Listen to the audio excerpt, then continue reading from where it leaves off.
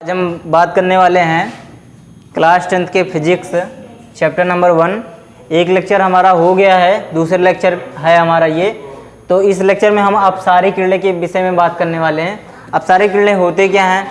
ऐसी किरणें, अपसारी किरणें क्या होते हैं पहले हम समझ लेते हैं क्या होता है। ऐसी किरणें जो एक बिंदु से निकलती हुई प्रतीत होती हैं, एक बिंदु से निकलती हुई प्रतीत होती हैं, ऐसी किरणों को क्या कहते हैं भैया? अपसारी किरणें कहती हैं। क्या कहते हैं? अपसारी किरणें कहते हैं। एक बार फिर से, ऐसी किरणें जो एक बिंदु स्रोत से, ऐसी किरणें जो एक बिंदु स्रोत से निकलती हैं, उन किरणों को भैया अपसारी किरणें कहते हैं। तो अपसारी किरणें के विषय में बात कर लेते हैं। ऐसी किरणें जो एक बिंदु स्रोत पे आकर मिले, यानी कि अगर एक बिंदु पे एक बिंदु हो, इसी बिंदु पे कई टार्च आके अपनी रोशनी गिराएं, तो ऐसी किरणों के क्या कहेंगे भैया? अभिसारी किरणें। अभिसारी किरणें का मतलब एक बिंदु स्रोत पे आकर मिलती हों, तो ऐसी किरणों के क्या बोलेंगे भैया? अभिसारी किरणें। तो इसकी परिभाषा लिख लेते हैं। जो एक बिंदु स्रोत पर आकर मिलती हैं, तो उन किरणों के क्या बोलते हैं भैया? अभिसारी किरणें। अभी हमने आपको, अगर कोई टार्च हो, टार्च की जो किरणें निकलती हैं एक बिंदु पर आकर मिलें, तो ऐसी किरणों के क्या बोलेंगे भैया? अभिसारी किरणें बोलेंगे। अभिसारी मतलब एक स्थान पर आकर मिलना। अभिसारी किरणें को क्या कहते हैं? एक स्थान पर आकर मिलना। तो हम इस चले थे, तो इस टॉपिक पे आ गए हम। प्रकाश का परावर्तन। प्रकाश का परावर्तन टॉपिक है अब हमारा। तो प्रकाश का परावर्तन क्या होता है, इसके विषय में हम कुछ बात करते हैं। तो आपने देखा होगा कि आपके घरों में कोई शीशा होगा, शीशे पे अगर टार्च जलाते हैं, कोई शीशा है, मिरर प्लेन मिरर है, तो इस पे जब आप लाइट डालते हैं तो क्या होता है? रिफ्लेक्शन होता है। क्या होता है भैया? रिफ्लेक्शन होता है, यानी कि परावर्तन होता है। वहाँ से प्रकाश जाकर कहीं ना कहीं जाके भिड़ती है। आप जिस एंगल में डालेंगे उसी हिसाब से प्रकाश का रिफ्लेक्शन होगा। तो वही बात, रिफ्लेक्शन मतलब होता है परावर्तन। तो परावर्तन क्या होता है, इसको हम थोड़ा परिभाषा देख लेते हैं। क्या होता है कि इसकी परिभाषा होती है भैया, जब कोई प्रकाश किरण किसी चिकने तल पे, ये कोई चिकना तल हो, मान लो चिकना तल हो, तो क्या होगा? जब कोई प्रकाश किरण भैया किसी चिकने तल पे टकराती है, क्या होती है? टकराती है, तो टकराकर पुनः उसी माध्यम में चली जाती है, भैया। ये आने वाली प्रकाश है और ये जाने वाली प्रकाश किरण है, यानी कि भैया इस प्रकाश क्या होगी? इस पे आएगी, टकराएगी, यहीं से माध्यम में चली जाएगी। इस पूरे घटना को बोलते हैं भैया प्रकाश का परावर्तन। क्या बोलते हैं भैया? प्रकाश का परावर्तन। तो आइए हम इसकी डेफिनेशन लिख लेते हैं। जब प्रकाश किसी चिकने या फिर पॉलिश की गई वस्तु तल से टकराती है, तो प्रकाश पुनः उसी माध्यम में चली जाती है, तो इस घटना को क्या कहेंगे भैया? प्रकाश का परावर्तन। इसके पहले ने आपको बताया था, जैसे कोई चिकना तल हो, मान लो ये चिकना तल है, पॉलिश की गई नीचे वस्तु, तो इस पे कोई प्रकाश टकराएगी भैया। प्रकाश टकराने के बाद क्या होगी? पुनः उसी माध्यम में चले जाएगी, तो इस घटना को क्या कहेंगे भैया? प्रकाश का परावर्तन कहेंगे। तो प्रकाश के परावर्तन के हम आइए डायग्राम सीख लेते हैं।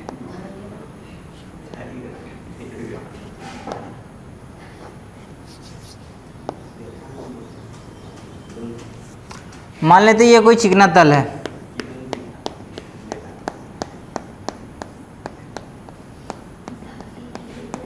और इस तल का नाम है M1, और ये M1 है, ये M2 है। इस पर कोई प्रकाश किरण आती है, यानी कि आकर टकराती है। टकराने के बाद क्या होगी भैया? पुनः उसी माध्यम में चली जाएगी। ये आने के लिए एरो बना देते हैं और ये जाने के लिए एरो बना देते हैं, ठीक है। तो भैया ये आने वाली किरण को बोलते हैं आपतित किरण। क्या बोलते हैं भैया? आपतित किरण। ये आपतित किरण है।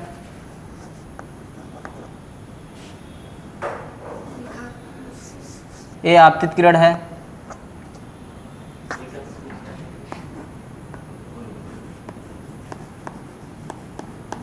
आपतित किरण है भैया। आपतित किरण की डिफिनीशन क्या बता सकते हैं हम? ये बता सकते हैं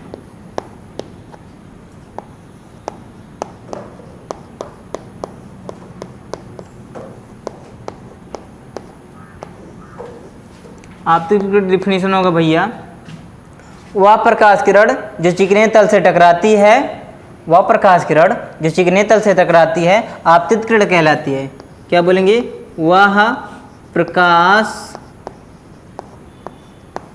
किरण जो चिकने तल से टकराती है।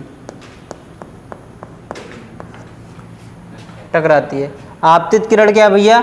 वह प्रकाश किरण जो चिकने तल से टकराती है भैया, वो क्या कहलाएगी? आपतित किरण। और जाने वाली किरण क्या बोलते हैं? परावर्तित किरण। ये कौन सी किरण है? परावर्तित किरण।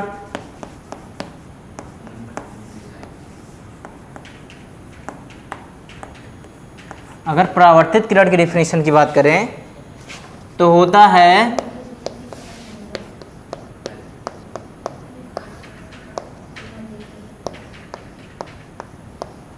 परावर्तित किरण डेफिनेशन होती है वह प्रकाश किरण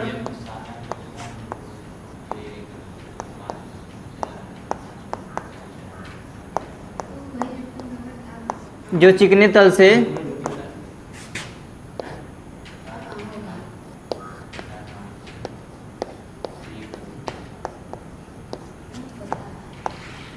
टकरा कर जाती है।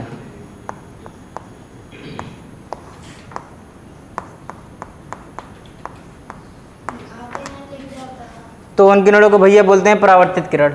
परावर्तित किरण क्या होती है? ऐसी किरण जो चिकने तल से टकराकर जाती है, परावर्तित किरण कहते हैं।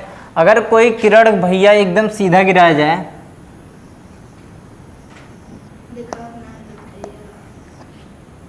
यदि कोई प्रकाश किरण एकदम सीधा गिराया जाए तो इन किरणों की क्या होगा भैया?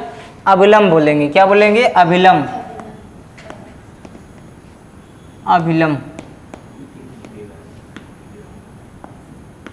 अभिलंब बोलेंगे, क्योंकि ये प्रकाश किरण भैया जिस मार्ग से आती है उसी मार्ग से वापस चली जाती है। तो अब इसके बाद क्या कहते हैं? आपतित किरण और अभिलंब के बीच में जो कोण बनता है भैया वो आई रहता है। आपतित किरण और अभिलंब के बीच में बनने वाला किरण को आई रहता है। इसका नाम क्या भैया? ये इसको बोलते हैं भैया, इस कोण का नाम है भैया आपतित कोण। परसेंट होइए तो इस वाले कोण क्या बोलते हैं भैया? आपतित किरण, आपतित कोण।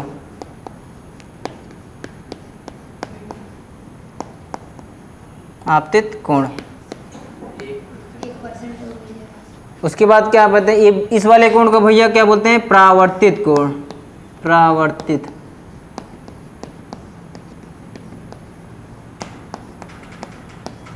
इस कोण का क्या नाम है भैया? परावर्तित कोण है। तो परावर्तित कोण की अगर डेफिनेशन बतानी हो तो क्या बताएंगे? आपतित किरण और अभिलंब के बीच क्या बना कोण, के बीच में बना कोण क्या भैया बोलते हैं? आपतित किरण बोलते हैं। और अगर परावर्तित कोण को बताना हो तो बताएंगे अभिलंब तथा परावर्तित किरण के बीच के बना कोण क्या बोलते हैं भैया? परावर्तित कोण बोलते हैं। और इस कोण को भैया 8 से दर्शाते हैं। इस कोण को भैया 8 से दर्शाते हैं। और परावर्तन की बातें कुछ, और इस बिंदु को बोलते हैं भैया आपतन बिंदु। क्या बोलते हैं? आपतन बिंदु।